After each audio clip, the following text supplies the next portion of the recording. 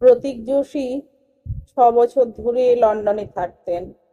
তিনি একজন software engineer.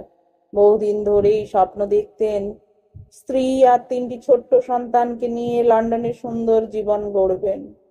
তখন তার পরিবার ছিল ভারতে।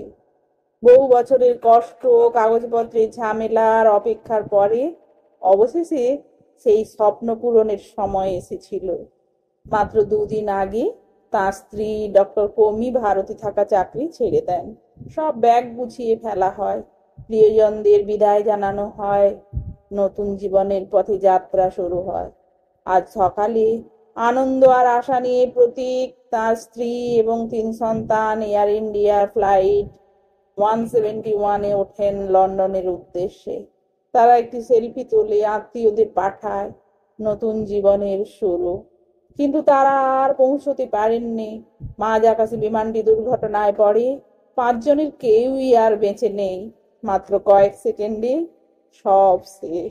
একটা জীবন ভর স্বপ্ন মুহূর্তেই ছাই হয়ে যায়। এটা আমাদের কঠিন ভাবে মনে করিয়ে দেয় জীবন ভীষণ ভঙ্গুর। আমরা যা গড়ি, যাকে ভালোবাসি, সবই এক সুতোয় ঝুলে থাকে।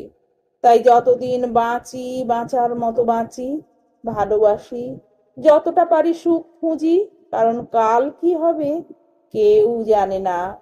এটাই জীবন কালিদা। এই আছে, এই নেই। যতক্ষণ আছে ততক্ষণ বাঁচার মতো বেঁচে নি। এই মুহূর্তে বাঁচুন। কে জানে কাল না হোক